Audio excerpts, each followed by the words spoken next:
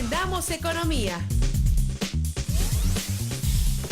La economía del siglo XXI. Propuestas, análisis y temas relacionados en tu propio idioma. Aprende con los expertos. Aprendamos economía. Las finanzas en la universidad del siglo XXI.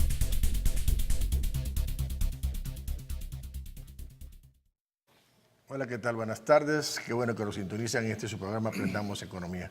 Hoy tenemos un programa bastante interesante, tenemos una visita agradable al programa.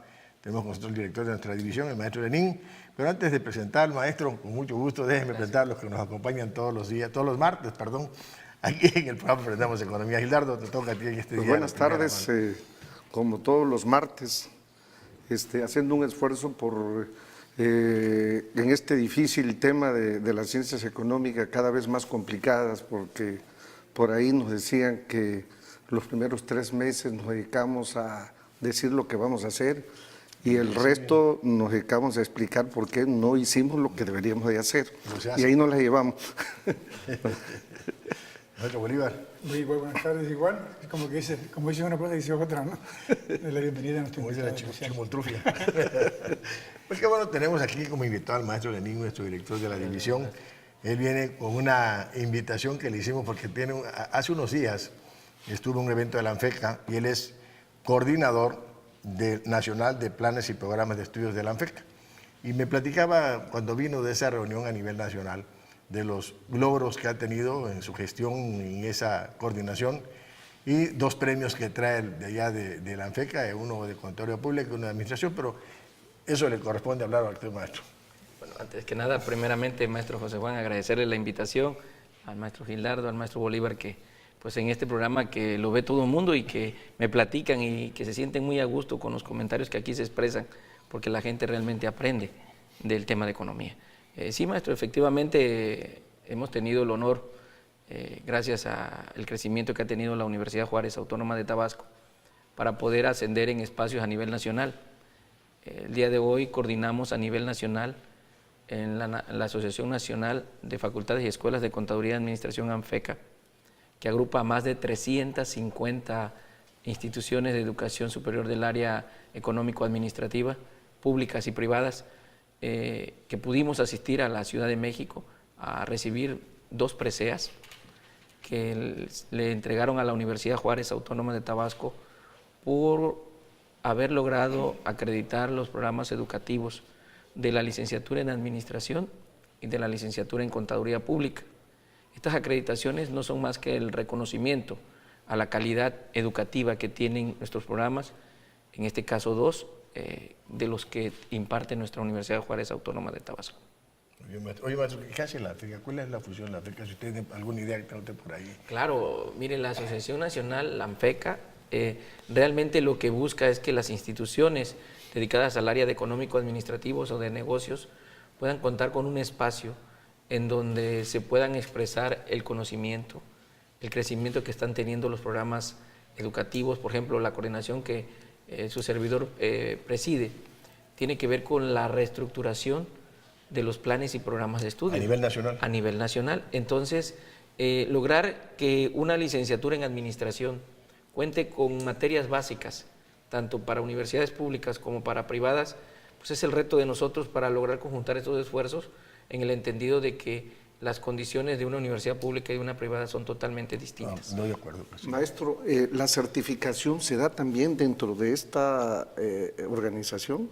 Sí, claro. De hecho, la ANFECA, yo mencionaba la Coordinación Nacional de Planes y Programas como un área, pero existe, por ejemplo, el área de maratones, en donde los estudiantes compiten en maratones de conocimiento a nivel regional y a nivel nacional, que nuestros estudiantes participan y les ha ido muy bien.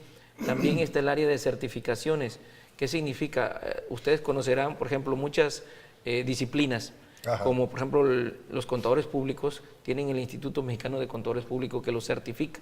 En el caso de nosotros los académicos, la ANFECA, a quienes formamos parte de las áreas económico-administrativas, tenemos o podemos acceder a la certificación académica en donde nos avala de que somos profesores que nos estamos actualizando, que estamos produciendo desde la perspectiva académica, es decir, se escriben artículos y se participa en proyectos de investigación. En general, es toda la labor académica que llevamos a cabo y de investigación en nuestra alma mater. Por ejemplo, usted fue en este evento y le entregaron estas constancias de la certificación de contaduría y administración. ¿Cómo se enteran, por ejemplo, que hay un concurso, se comunican que ya determinada universidad certificó sus estudios? Que ¿Cómo no? Usted está pendiente de esos detalles, ¿no? Mire, a nivel nacional, el órgano que nos acredita, que es el Consejo de Acreditación para las Ciencias Sociales y Administrativas, la CASECA se denomina, ellos cada año llevan a cabo actividades de acreditación en todo el país. En el caso de Tabasco, la DACEA, que forma parte de la UJAT, fue la única división, o en este caso facultad, si lo podemos ver así, que recibió estas acreditaciones. Y en este marco también lo recibieron otras universidades públicas y privadas. Les puedo hablar del TEC de Monterrey, el ITAM, pero la Universidad de Zacatecas también recibió. O sea, es un evento en donde nos agrupamos las instituciones que hemos decidido trabajar en la calidad. Bueno, avisan, ya certificamos, ya el plan de estudio de carrera de la universidad avisa a la ANFECA, ¿o está pendiente la ANFECA? La ANFECA tiene una coordinación con CASECA, que es el órgano que acredita, y ellos les van dando qué instituciones son las que han logrado la acreditación, y lo único que se hace con esto es primeramente reconocer a las comunidades. Porque el hecho de que un programa educativo de nivel superior esté acreditado es un programa que está reconocido por su buena calidad. Entonces, esto es un trabajo que involucra a académicos, involucra al personal administrativo, involucra a los estudiantes, y es un trabajo de equipo. Es un gran esfuerzo que se hace en las instituciones para lograr estas preseas como las que tenemos aquí en el escritorio. ¿Cada cuánto lo dan? Esto regularmente se da cada vez que se dan las acreditaciones. En este caso duran en promedio cada 4 o 5 años, que es cuando se dan. Nosotros, por ejemplo, vamos a participar este año, en el mes de abril, van a venir a acreditar la licenciatura en Mercadotecnia de aquí de la ASEA, y si las condiciones se dan y todo sale perfecto, el próximo año pudiéramos estar recibiendo esa presea por esa acreditación. En Mercadotecnia. En Mercadotecnia, así es. La ANFECA tiene, bueno, según yo he registrado, desde 1959. ¿La UJAT cuándo se afilia a esta? Casi inmediatamente. Inmediatamente. Casi inmediatamente, porque recuerden ustedes que la universidad sí ha tenido una presencia a nivel nacional, y el hecho de que nosotros nacemos como escuela de contabilidad. Entonces, a partir de ahí se empieza a formar lo que es nuestra división, y a partir de ahí también ya formamos partes también de ANFECA. Maestro, ahorita viendo sobre todo la posición que tiene en esta organización de coordinador nacional de programas y programas y planes de estudio, ¿existe alguna afinidad en esas 350 instituciones de educación superior? Es decir, ¿esos planes son afines? Sí. ¿O hay algún problemilla? Pues miren, lo que principalmente se da, y yo creo que es algo que nos preocupa, es que, por ejemplo, en el caso de las universidades privadas, ellos luchan por una matrícula, por mantener un nivel de matrícula. Obviamente sus programas tienen que ser diferenciados para que puedan ser competitivos en el mercado. En el caso de las públicas, nosotros lo que buscamos realmente es que nuestros programas se vuelvan pertinentes en función a la naturaleza de la región. Por ejemplo, programas de estudios para las licenciaturas en Contaduría Pública de la región sureste son distintos a los que son del centro y el norte. El día de hoy, precisamente, la ANFECA tiene un estudio que estamos realizando que se llama Tendencias en la formación de licenciados en Administración, Contaduría Pública e Informática. Sí, se está realizando con todas las instituciones. ¿Qué es lo que se busca actualmente? En alguna mesa se discutía, por ejemplo, la importancia de las matemáticas en la formación de los licenciados en Administración. Y yo creo que eso es lo que nos une como ANFECA, el decir, nuestros programas de estudio, independientemente que la institución sea pública o sea privada, debe de incluir matemáticas. Y ese es parte de lo que comenta el maestro Gildardo. Yo creo que al final sí coincidimos porque formamos parte de una estructura en la que sabemos que el contador público o el profesionista del área de la que se trate debe de cumplir con mínimos de conocimiento para que pueda salir al mercado y ser competitivo. Sí, porque me salía esa duda, ya ves que a nivel superior, medio superior, la reforma que se inició desde el sexenio pasado, trataba de igualar todos los programas en los diferentes subsistemas. Habían como 12, o hay como 12 subsistemas, Claro. para que tuvieran movilidad los muchachos por si Solicitar algún... de uno y otro. y no tuvieran problemas del reconocimiento de ciertas materias, de que tú, porque aquí mis planes No embonan, no Sí. embonan. Es que también tiene que coincidir por una sencilla razón.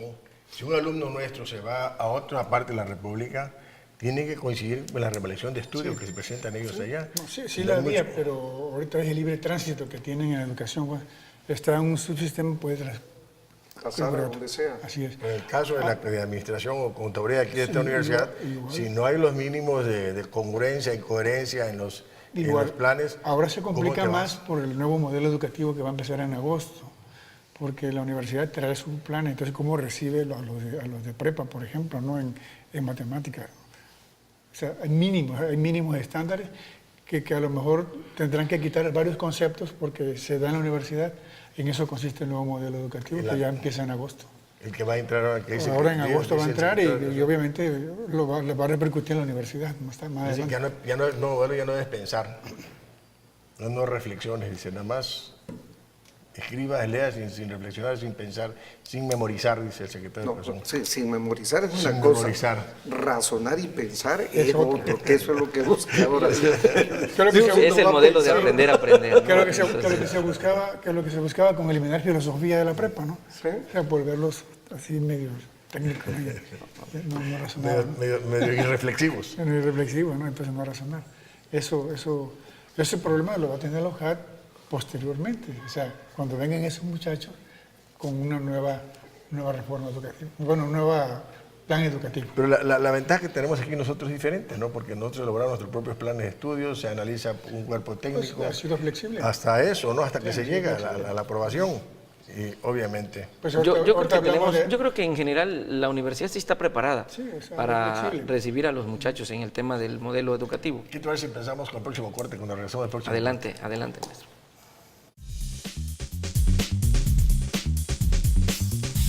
En un momento regresamos. Aprendamos economía.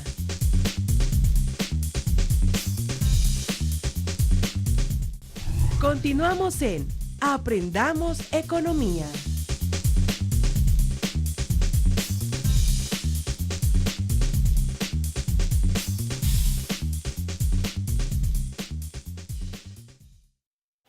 Ya estamos de regreso con el programa Aprendamos Economía. Seguimos platicando con el maestro Lenín, nuestro director de la DACEA, Gildardo, con Bolívar. Estamos hablando precisamente de esos logros que ha habido por parte de la división en la parte de ANFECA, con estas premiaciones por la certificación de 2 licenciaturas importantes ahí en nuestra división. Pues es un reconocimiento, es un premio que le dan a la parte del trabajo que realizas. Que en la al trabajo que economía, realizas, sí. en licenciatura de economía no dan No, pero premio. todavía no, porque hay que verlo con el CONACE, que es el que Ese es, certifica a el nosotros. órgano, Y en su momento va a haber esa parte. Y aquí le vendrá el maestro. También Rafael vendremos con también. por la parte de- Llámenos por favor al 358-1596 para recibir sus mensajes, sus recados y las felicitaciones, porque también la podemos recibir nosotros. Aquí tenemos un recado, una felicitación del maestro David Díaz, maestro que era la CEA. Felicita al maestro Lenín y a todo el equipo que está aquí en Aprendamos Economía. Gracias, maestro, por esta llamada. Estos mensajes nos fortalecen a nosotros a seguir adelante. Maestro, seguimos hablando sobre la ANFECA. Estamos hablando sobre este tema, el caso de los planes de la licenciatura en administración. Decíamos, tiene que haber una congruencia, tiene que relacionarse con todos los demás planes, porque hay un muchacho que va de aquí a otra parte de la República, al centro de la República, o, ¿por qué no?, también fuera del país. De hecho, maestro, eso que usted comenta es algo sobre lo que estamos trabajando en la asociación ahora con el tema de los créditos. Recordemos que los tipos de modelos que tenemos, algunos que son por competencia, otros son modelos rígidos, otros son modelos flexibles, pero esa es la parte en la que tenemos que encontrar la coincidencia, en la que nuestros estudiantes hoy puedan aspirar a salir a otra institución Claro. del país e incluso a nivel internacional. De hecho, nosotros si revisamos el caso de la UJAT, veremos que ya nuestro sistema crediticio va por el modelo SATCA, que es un modelo a nivel internacional en donde nuestros estudiantes hoy mismo pueden salir al mundo y las materias que cursan ellos en sus meses que salen fuera pueden revalidarlas aquí en la universidad. Eso habla de que nosotros tenemos que luchar también por actualizar nuestros programas educativos. Usted sabe también el proceso de lo que es la reestructuración de estos programas, y algo que nos ayuda mucho es ponerlos al día en base a la necesidad que tiene nuestro Estado. Claro, por ejemplo, un muchacho que se va a España, yo tengo una alumna que le doy protocolo y me dice que se fue a España un semestre, administración, contaduría pública, y me dice ella que no es inscrito, pero va a clases, porque de España todavía no le mandan la revalidación de estudios para hacer por acá. También otro joven que los tengo también allá que no están inscritos porque les tienen que mandar. Les están mandando exactamente, sí. Pero como decía usted hace un ratito, ¿no? El hecho de que se fue para allá, hizo un semestre, le aceptaron las materias que llevó de aquí y viene allá con materias que aquí nosotros les vamos a aceptar. Porque ahí está la coherencia que hay, congruencia que hay entre los planes de estudios, entre ellos y nosotros, ¿no? Y esa es la idea. Lo que hoy el rector está preocupado por la internacionalización, ¿no? Así es. Que no es nada más de que hablemos inglés, pollito chicken, no, simplemente que las cosas se manejen bien con el idioma, ¿no? El hecho que los jóvenes, hoy yo le digo a mis alumnos, ¿saben qué? Aprendan el idioma inglés. Nosotros se lo damos gratis, la universidad lo da gratis porque son alumnos de aquí. Mañana pasó que ya no estén aquí con nosotros, ya les va a costar porque lo van a necesitar. Pues la carrera de mercadotecnia tiene esa situación. Tiene esa ventaja, ¿no? Tiene esa ventaja. De inglés.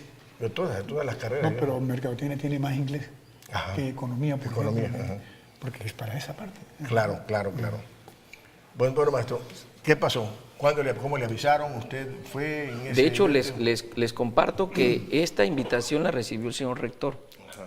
Es una comunicación que le hace llegar la ANFECA junto con CASEC al rector, donde lo invitan a que él acuda, en este caso, al Museo Nacional de Antropología e Historia en la Ciudad de México. Exactamente, sí, la verdad, un edificio histórico muy bonito.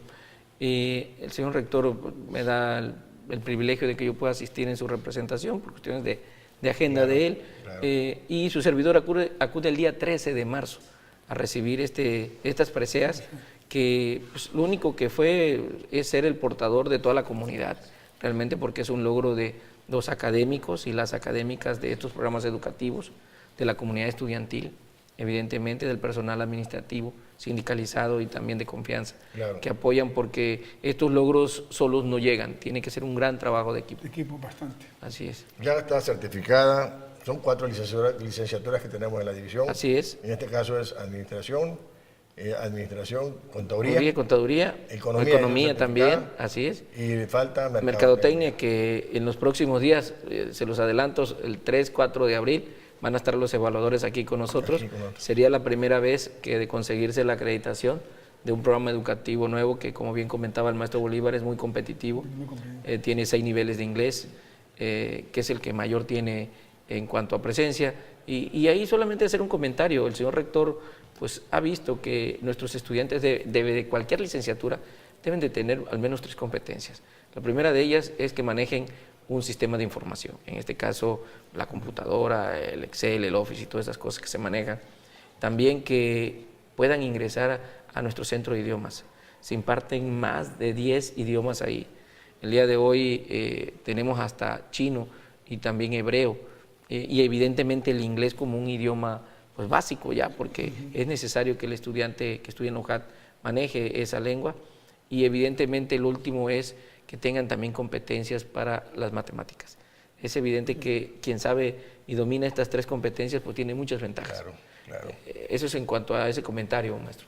Y que el idioma es importante. Fíjese, me pasó un caso.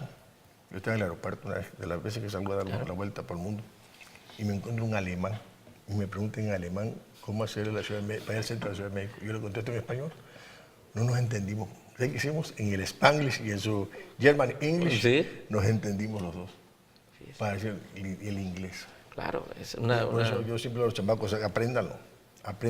No les va es una competencia más que tienen en su formación ese idioma inglés, que aunque como nos lo han metido así muy a la fuerza, como que lo rechazamos un poco, como que no queremos, pero al final de cuentas, cuando estás afuera, que ya no eres alumno, dice, me hacía falta. Sí, me das cuenta, inclusive la misma bibliografía, cuando viene en inglés tienes que hacerlo, ¿no? Es lo que pasa en mercadotecnia, ahí todo viene en inglés. Así es. Está obligadísimo. No, yo creo que la carrera se va a certificar. Ahí me ha tocado, es más, llevo ahorita grupos de jóvenes de mercadotecnia, son muy competitivos, muy responsable y están en lo suyo, ¿no? Están a lo que van a estudiar. Yo creo que eso es muy importante. Además, el plan de estudio es muy bueno. Yo un poquito he visto algunas, cuando estamos en las reuniones con lo de la elaboración de los planes de estudio, de la estructuración del plan de estudio, yo veía algunas cosas y está muy bien organizado ese plan de estudio de mercadotecnia. Sí. Y además es nuevo. Sí, es una licenciatura que está recientemente, ¿no? Apenas acaba de egresar su primera generación. Apenas ahora. Sí, y entonces, pues, ya por eso es que lo podemos acreditar, porque uno de los requisitos para acreditarlo es que existe una primera generación. Así que estamos ya en esas condiciones y yo, al igual que usted, maestro Gildardo, confío en que las cosas se den, porque creo que el trabajo lo hemos hecho y es solamente refrendar el esfuerzo de la comunidad. Además ya conocemos que vienen a hacer los que van a certificar, ¿no? Así es. Ya tenemos el caminito desde el ¿qué? 2011 más o menos, 2006. 2006. Empezaron las certificaciones aquí en la DACEA. Empezamos con economía, que fue la primera vez que certificaron en economía.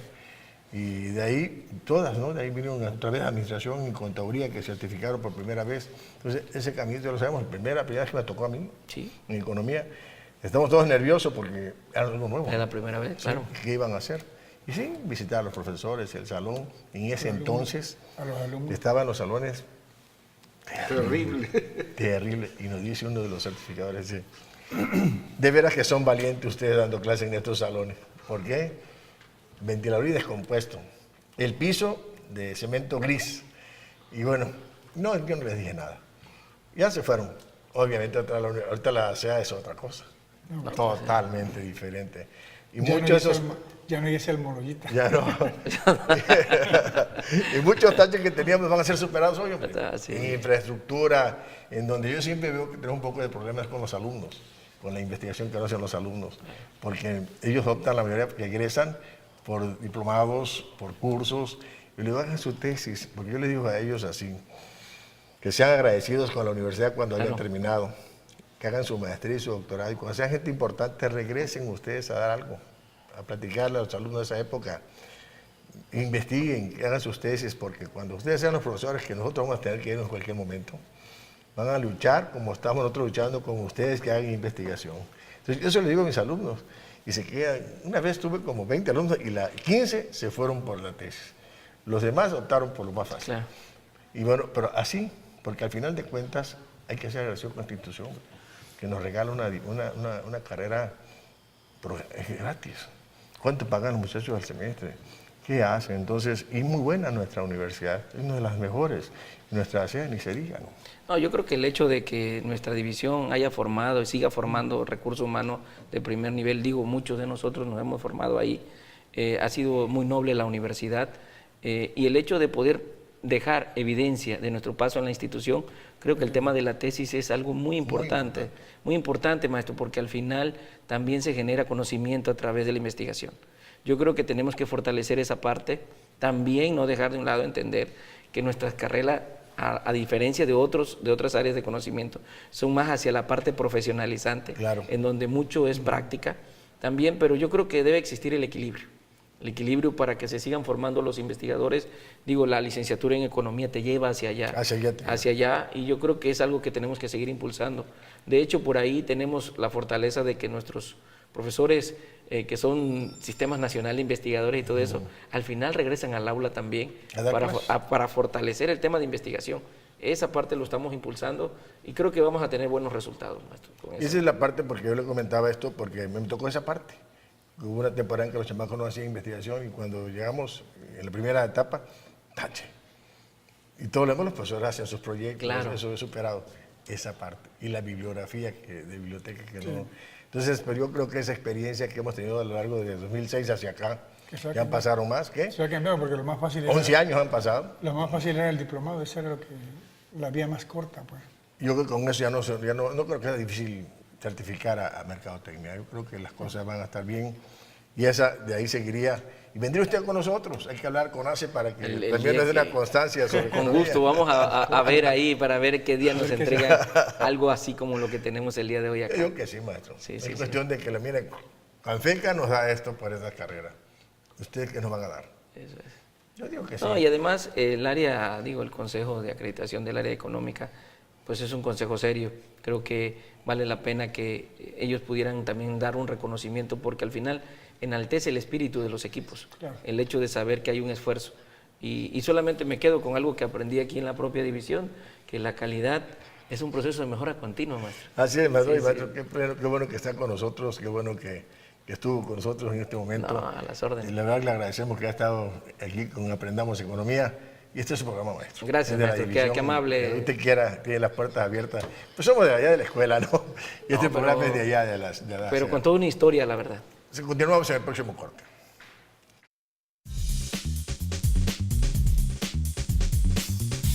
En un momento regresamos. Aprendamos economía. Continuamos en Aprendamos economía.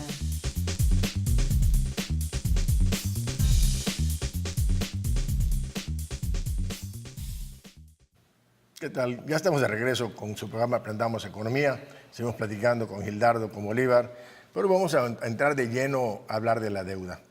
Pero antes, llámenos por favor al 358-1596 y síganos en internet en el www.hat.tv.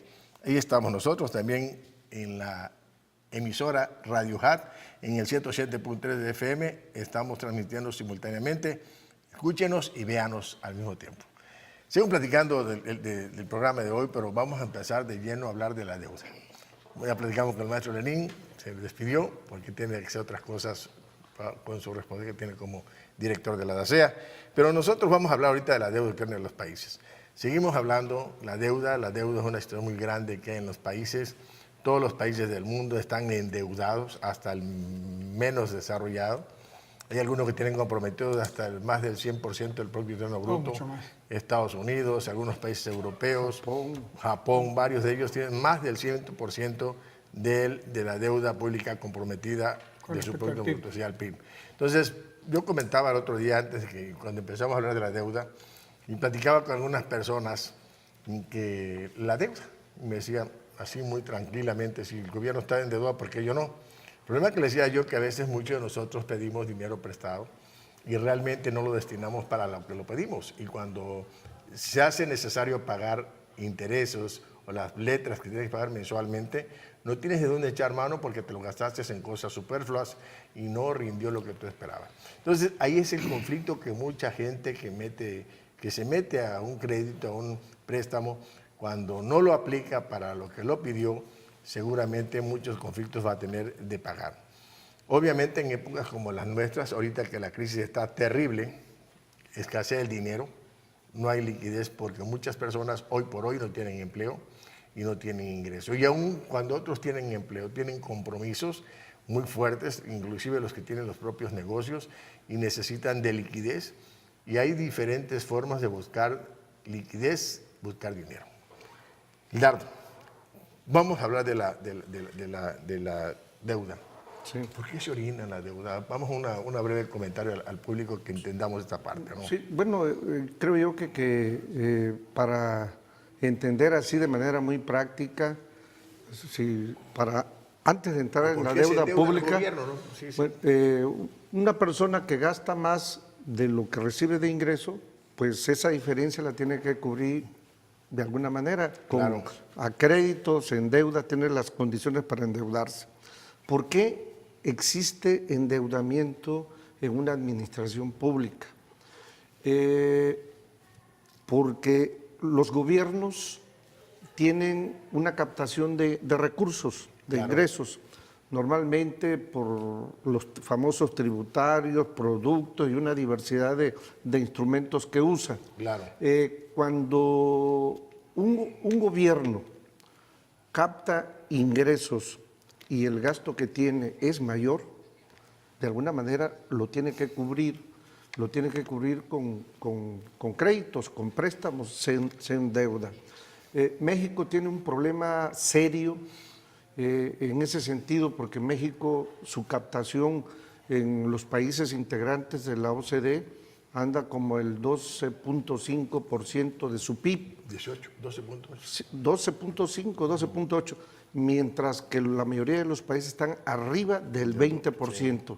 Entonces, tenemos una brecha muy grande en el aspecto financiero de captación de recursos propios. Por parte del gobierno, ¿no? Por parte del gobierno. y eso va a generar discutiblemente... ¿Hacia dónde se canaliza? ¿Hacia dónde canaliza el gobierno siempre todo eso? Yo quería hacer este comentario Ajá. que ya lo hicimos la vez pasada. Es cierto, el tema de la deuda es apasionante, Claro. es recurrente.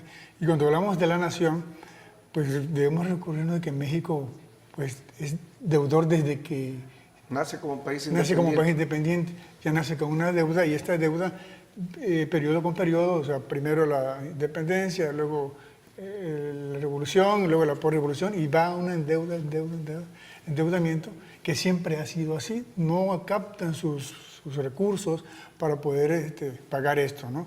Y también en el ámbito internacional, cómo se apoderan pues, los países prestadores, creándole condiciones impagables, pues impagables. Claro, ¿no? claro. Realmente creo que esa morosidad la venimos heredando, periodo con periodo, periodo con periodo y hasta. ¿Por qué se endeuda entonces?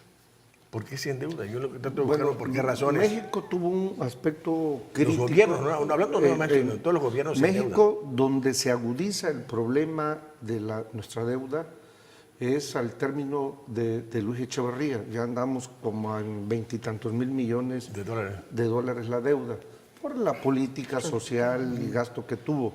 Pero donde realmente nos entró la crisis fue en el gobierno de López Portillo.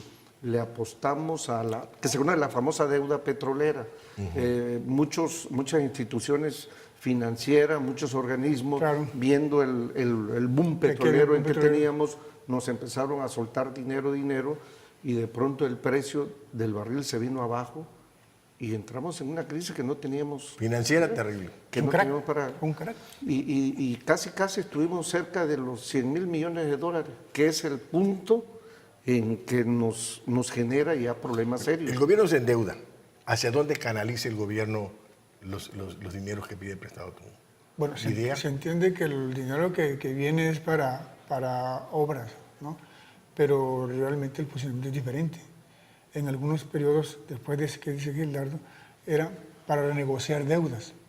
O sea, se tenía el Y lo siguen haciendo. Ahorita, la semana pasada, anunció Hacienda que disminuyó la deuda porque pagaron unos activos que se vencían, como 4,000. Sí. Pero, ¿de qué manera lo pagaron? Con otro crédito. Con otro crédito para pagarlo anticipado. Entonces, eso es una chamacada, ¿no? Ajá. O sea, lo único que hacen es el nuevo Transferir. crédito que usan para pagar, Sí, lo pone en un periodo a más largo plazo para no tener la presión de manera inmediata. Eso es. Fíjate que hay países que están exageradamente endeudados. Comentabas hace un ratito el hecho de que, por ejemplo, Estados Unidos tiene más del 100% del Producto Bruto endeudado. Sí, Más, el caso de más. Japón que dice Japón Gildardo, con el caso de 200, Japón 300%. está más del 100 y tanto. Entonces, vemos nosotros que esos países, esas economías eminentemente desarrolladas, son las que más deuda han contraído. Y otras economías que están en el mediano piso, un poco más de las emergentes, como las suecas, como las noruegas, como las así, también están comprometidos. Yo veía que Bélgica, como casi el 400% de su Producto Bruto está comprometido en deuda. Entonces, vemos nosotros que estos países no son la salvación de que no estén endeudados. Al gobierno mexicano lo critican porque tiene comprometido más del 40% del Producto Bruto, 42.9 más o menos aproximadamente tiene comprometido. Lo critican y bueno, y empezaron a decir que ya era mucha presión, lo descalificaron al gobierno mexicano por la deuda, pero caray, Bélgica no puede tener más que nosotros, más recursos. Pero mira, los 20 países a nivel mundial más endeudados, el que lo encabeza es Japón, sí. con 246 De su PIB. De su PIB. De su PIB. Luego Arriba. le sigue Grecia, Fíjate. con 172% de su PIB. Y no tiene más recursos que nosotros. Luego Grecia. le sigue Italia, con 133. Jamaica, bueno, Jamaica pues no tenemos. Líbano, con 131. Portugal, 126. Cabo Verde, 121. Irlanda, 107. Y Estados Unidos tiene 105, más de su PIB. Sí. Está en el número 15. España está en el 99 punto y feria. Francia, Francia, 97. llegando Al 100. 97. De los menos. Sí. Número 20. Nosotros ya ¿Cuál es lo peligroso de la deuda para un país con las características de México? Tú lo acabas de comentar hace rato. O sea, el gran peso que significa el pago de los servicios de la deuda nos impide cada vez Invertir en infraestructura. en infraestructura, en seguridad social. Este año es más 500, ¿cuánto decía? 550,000 millones Así de es. pesos que se va a agarrar para pagar nada más los intereses. 568.209 pesos. Que es más que la Secretaría de Salud, que la Secretaría De de siete, Educación, de que, siete. que las principales ¿Cuáles secretarías secretarías? vinculadas Educación, salud, desarrollo. SEDESOL, A la- economía marina, al trabajo desarrollo. social. a la política social. Entonces no es posible que estemos desviando un dinero que no estamos usando, y eso sencillamente se va a reflejar en un incremento de pobreza, en no atención a necesidades. Y como te decía, por ejemplo, en el caso de esos países endeudados, no pueden tener más recursos que México, hombre. El problema es que la deuda se duplicó en el último sexenio, eran 80 y tantos, ahora son 178,000 millones de dólares la deuda pública de México, ¿no? Y esa es una de las cosas que quizá le sancionan al gobierno actual, de que se haya endeudado demasiado en este periodo, sexenio, sí, en estos que ha duplicado en 4 años la deuda. 178, más aparte la interna, que son cerca de 7 billones de pesos, un poco más de 7 billones. Imagínate la deuda, ¿no? Boli. Es una deuda impagable, seguramente.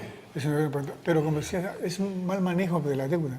Claro. Es decir, con todo lo que se pide, para poder renegociar, no se está financiando el desarrollo. Claro, se invierte el 20% del presupuesto que el gobierno utiliza para administrar su gasto público, solo invierte 20% del presupuesto. Como no invierte lo suficiente, no puede facilitar la producción de bienes y servicios, no ejerce la función como debe ser. Entonces, yo comentamos la vez pasada de que para que la economía crezca a 3 puntos y 4 también, se requieren de 50,000 millones de dólares cada año. Este año van a invertir 25,000 millones de dólares. Significa que, por eso vuelvo a repetir el dato, como dijo el Fondo Monetario, solo va a crecer México 1.7%. Entonces, por esas razones es que le critican al gobierno mexicano. Por ejemplo, va a disponer para pagar intereses solo de la deuda pública cerca de 568.200 millones de pesos solo de intereses. ¿Cuánto es eso? Más del 15% de la deuda del presupuesto que tiene el gobierno federal. Entonces, es una gran tajada que se ha dado, que se quiere, que el gobierno federal tiene que disponer para pagar deuda, y por la razón de como tiene que pagar deuda, no puede invertir en infraestructura. Claro, está limitado. El gobierno, exacto, está limitado. Bueno. Y por esas razones le critican al gobierno. Seguimos platicando después del corte, ¿qué les parece? ¿Sí?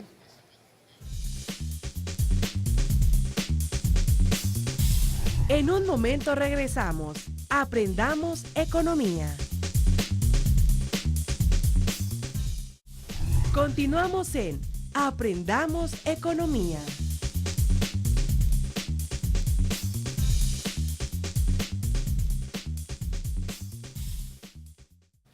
Seguimos platicando acerca de la deuda pública de México con Gildardo, con Bolívar. Pero le pedimos que nos marque, nos llame aquí al 358-1596 en el estudio y nos siga escuchando como siempre en su radio receptor, en casa, en su coche, si va manejando, o en los teléfonos celulares que también tienen ese dispositivo, porque estamos transmitiendo desde su canal de televisión TVUJAT en el 35.1, en el 107.3 de FM. Escúchenos, por favor, y llámenos aquí al estudio y con gusto responderemos a sus mensajes. Bueno, les comentaba hace un ratito que estamos hablando de la deuda pública y también no tan pública, porque son dos PIB, comentamos antes de dar al aire, de que el gobierno federal por un lado debe esa cantidad que mencionamos fuera del país, 178,000 millones de dólares, internamente debe 7 billones de pesos, pero los gobiernos de los estados es otra deuda y los municipios son otra deuda. Gildardo, comentabas esa parte. Sí, mira, creo yo que las estadísticas y la forma en que se registra la deuda pública En primer lugar, se maneja los compromisos del gobierno federal a nivel de gobierno centralizado. Cuando vemos la deuda pública como gobierno centralizado, no participa la deuda ni de Pemex ni de la Comisión Federal de Electricidad. En este caso. La deuda pública del gobierno centralizado anda muy baja, pero cuando se mete la de las empresas productivas hoy antes descentralizadas, Debe 9 billones. rebasan el 51% del PIB. Si a esa deuda del gobierno federal le sumáramos la deuda privada, porque el gobierno, esa la deuda privada interna. externa, no la interna, la externa por lo Así que es. representa en los montos de dólares, rebasamos el 100% de nuestro PIB. ¿Por qué? Porque de todas maneras la economía tiene que proporcionar esos dólares. Claro. Pero aquí viene otro problema. Tradicional y teóricamente dividen la deuda externa, la que se hace en el exterior, y la deuda interna, la que se hace Dentro del país. Pero ¿qué está sucediendo? Vienen capitales extranjeros, participan, se transforman en pesos y compran instrumentos de deuda En la bolsa. en la bolsa, en el mercado bursátil. Y ese registro se registra como deuda interna. Y cada vez... Porque es dinero externo. Porque se hace en pesos, o sea, ellos transforman el dólar en peso y la deuda se hace en peso. Pero finalmente es una deuda que está en manos de extranjeros, aunque en pesos mexicanos, pero en extranjero. Y eso es tremendamente riesgoso. Sí, porque cuando se van ellos, regresan sus pesos y dame mis dólares. Solicitan dólares. ¿Y Claro. dónde? ¿Dónde los sacamos? Exactamente. Sí, ¿Qué decías tú, Oli? es de eso de que platicábamos, que se llevan pues las ganancias, ¿no? Entonces se queda la deuda, ¿no? O sea, convertida en este caso en pesos mexicanos. Claro. Tú decías hace un rato, comentamos la deuda municipal, me decías tú. Ah, no, de los estados. De los estados. También ese otro que tenemos en un estado como para el 2006 como la Ciudad de México, la más endeudada, de acuerdo al año de 2016, con 6 millones de deuda, ¿no? 6 billones. 6 billones. 6 billones de pesos en el 2016. ¿Billones? Billones de pesos. De pesos. No, en 2016. no hay que, siento que ese dato no, porque a nivel federal sí está endeudada, pero no en términos de ese nivel. O sea, 600,000. Porque aparece así, que lo confundí con el tuyo. Puede Aparece ahí, ser, puede ser. ¿sí? Y aparecen como los estados de Nuevo León, Estado de México, Coahuila y Chihuahua como los más Son como endeudados. 6,000 millones, 6,000, no, 60,000. Déjame checar. Mira, la deuda de todas las entidades federativas al cierre del 2016 rebasaba los 500,000 millones. 60,000 millones de Debe pesos. ser 60,000 millones. 60,000 Porque millones. yo vi la lista que sacaron en Forbes. Rebasaba. Sacaron las más endeudadas del DF, El DF, Chihuahua, o sea, Nuevo León, y empezaron ahí. Entonces, pero son 60,000 millones de pesos. 60,000 millones de pesos, sí. Entonces, Coahuila, Chihuahua y Veracruz. Ajá. pero lo grave de esto, de la deuda de las De la entidades federativas, que es muy diferente a la deuda del gobierno federal, que esta deuda la están ejerciendo las entidades federativas a cuenta de las participaciones federales. O sea, no es gratis eso, ¿eh? No. Porque tú te es que descuentas no lo dejan tanto, manejar, no te lo dejan descuento manejar. tanto por lo que debes, ¿no? No, El gobierno federal, de las participaciones. Sí, te las descuenta. participaciones, Sí, pero- la usan las participaciones para pagar la deuda, Ok. para pagar esos empréstitos. O sea, son curiosamente la mayor parte de estos créditos son con Claro. instituciones de banca privada. Ajá. Y la banca privada amarra sus pagos con las participaciones federales. Por eso. Tabasco, nada más como Por decir dato algo. de referencia, al cierre del 2016, la deuda que tenía registrada en estos términos de participaciones era 4,246 millones. No entra el crédito que creo que les autorizaron en Ya enero, este último. No, como no entra. 900 millones, o sea, implicaría un incremento más. Y eso representaba de las participaciones nada más del Estado, el 24.4% de las participaciones. ¿Esto qué significa? Que las entidades federativas cada vez van a tener menos recursos para sus actividades. Sí. Van a tener comprometido sus ingresos. O sea, inclusive por ahí hay algunos que tienen comprometido ya inclusive participaciones de 18 y del 20, ¿no? de años. Sí, lo dejan sin operar prácticamente. Es el mismo caso con los ayuntamientos. Los ayuntamientos están recibiendo créditos también a cuenta de las participaciones. ¿No? Yo creo que aquí los candados deberían ser más rigurosos. ¿Por qué? Porque aquí deuda en ese sentido debería de ir a inversión, no a gasto corriente. Tabasco tiene al cierre del 2016 los municipios 536 millones de deuda a los municipios. No se hace muy caro. Y a nivel nacional Tabasco también es bajo, es uno de los más bajos, sí. Y a nivel municipal, bueno, representa el 10.9% de sus participaciones yo creo que el gran problema que hay sobre la deuda municipal de los estados es el hecho de que comprometen gran parte de sus ingresos, los comprometen porque el banco de primer piso, que es con quienes ellos se endeudan, del momento que viene su pago y viene su ración por parte del gobierno federal, ellos descuentan directamente lo que les corresponde como pago de la deuda. Yo creo que para este es el problema. Como sí, por eso yo siento que queda menos operación para los municipios, ¿no? Y los estados. Entonces, que es tanto pues la parte que no pueden operar ya. Entonces, se quedan pues cortos y ahí sí puede ser cierto, o sea, se comprometen recursos para años futuros, ¿no? Que esto viene puede contrarrestar mal el desarrollo de los municipios. Y de los municipios amolados, porque al final de cuentas no invierten. Sí, no invierten, es más gasto corriente, como decía Gerardo. Entonces la proporción no va. Yo una vez leí un dato acerca del presupuesto del gobierno. Dice que del peso que destina al gasto, 80 centavos se van en la parte de nóminas y gasto corriente y 20 centavos se destina al gasto de inversión. O sea, nada. Por eso 20% no implica gran cosa. La tendencia es que se había dicho que la tendencia fuera 50 y 50. 50 al gasto corriente y 50 al gasto de inversión, pero no se ha llegado a ese acuerdo, no se ha logrado. Prácticamente eso se destina el 20%. Es un dato que por ahí está dando vuelta y por esas razones no crece la economía mexicana.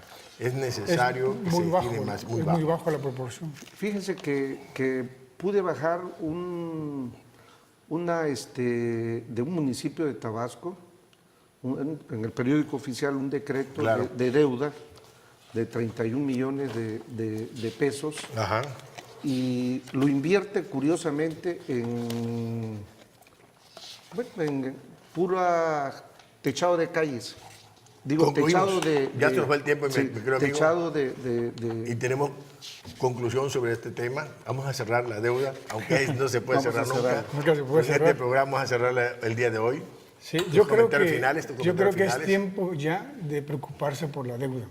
Es decir, independientemente del gobierno que fuera, es necesario ya tomar riendas en esta parte. Porque si esta deuda continúa el crecimiento así como va, prácticamente va esto a suceder. Muy bien. Yo creo que el crédito es necesario, siempre y cuando se sepa usar. Un crédito que se pide para consumo no es productivo. No es productivo. Se tiene que usar para producir, para generar riqueza. Y de esa manera debe de ser el crédito un motor de la economía.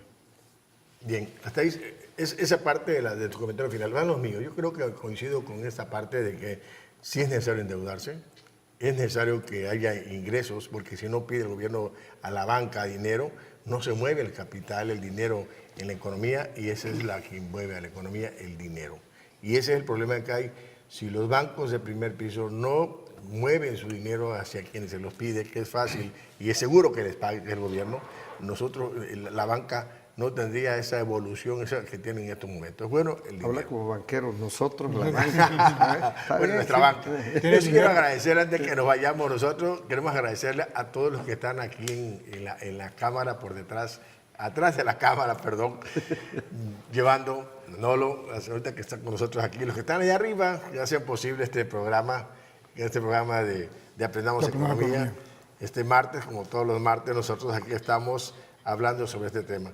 Yo creo que el próximo martes vamos a hablar un poco acerca de la tecnología. Es importante que revisemos ese tema porque decía Samuelson por ahí que hay 4 factores importantes que impulsan el desarrollo económico. 1, la población, el recurso humano. 2, los recursos naturales. 3, la generación de empresas o riqueza. Y 4, la tecnología. Los países que han logrado desarrollar tecnología son los más importantes en este momento. Entonces es un tema que nosotros vamos a analizar el próximo martes. Hasta pronto y nos vemos el próximo martes aquí en su canal de TV UJAT en el 35.1 y en Radio UJAT.